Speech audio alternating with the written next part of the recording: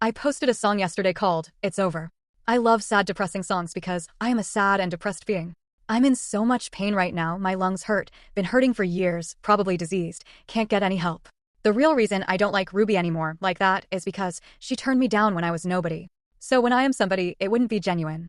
I will say that it doesn't matter if Lucia rejects me, I'll still take her to be mine. If someone doesn't like that, I will offer them a tissue in case they feel the need to cry about it, and then I will proceed to laugh in their face hysterically and flip them off. But Ruby is very kind, which is her best attribute, and which is why I will always like her as a friend. Her song sings of rainbows going away and sadness setting in. Would God take his self for granted? No. Don't you know that the same God who altered our physical reality on the fly to introduce the beautiful rainbow also created the tornado? Jesus said that we would see more miracles than he had done in his day. When have you seen a genuine miracle? Or even one caught on tape? You think you've experienced one? Maybe you have. But count now how many times you didn't receive one.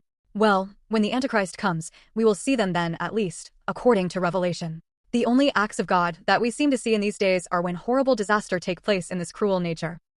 This nature that is hell-bent on matching every blessing with two curses, giving us every disease you can think of. We have to take so many vaccines in this life that our next generation will more than likely all be on the autism spectrum to some degree.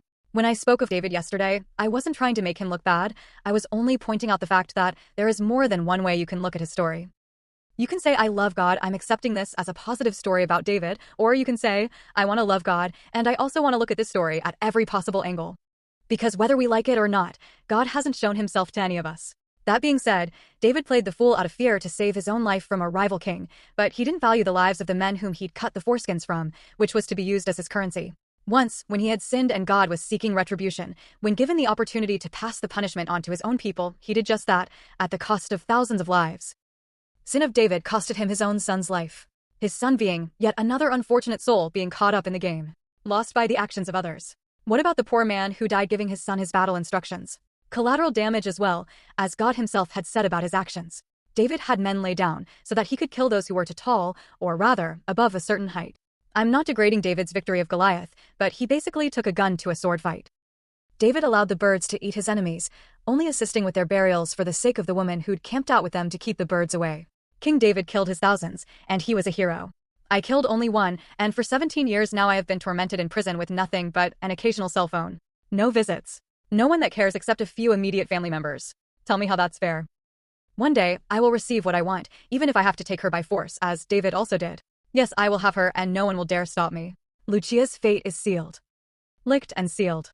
Remember, when you go to another to learn, you open a door to willingly be coerced into their beliefs. Whether their beliefs are correct or not is irrelevant. I'm doing no wrong by doing my due diligence and studying my Bible alone. I'm not saying you should believe or even be influenced by my videos. I'm saying you should open your mind and be sure of what you believe, because we only have one pass through this world. I know certain things about the future, but I'm not a psychic. I almost wish I was. Or a prophet. You know the first prophet to rule over the Jews once chopped a man into pieces? I believe what I have done myself could be looked over. If not by God, at least by all you mere mortals on earth. I would love to know all things future. But most of the future can't be told, I suppose, because what is told will most likely be accused of influencing the outcome. But it can be told in secret and exposed after the fact. Why were drugs and love granted so much power over us? Why were mental disorders handed out like candy? Why is everyone deep down just mean and greedy? Why are we forced into this messed up world? I can't look into the future and see everything, but I can look in the past and present and see that this earth loves who it loves and hates who it hates. Maybe one day that will change. Maybe prioritize those who nature hated and lower those who nature loved. Even the field as much as we can. My work for today is over, and what do I get? This video probably won't get one watch, one like. Why? Because humans are mean as hell and only care about themselves.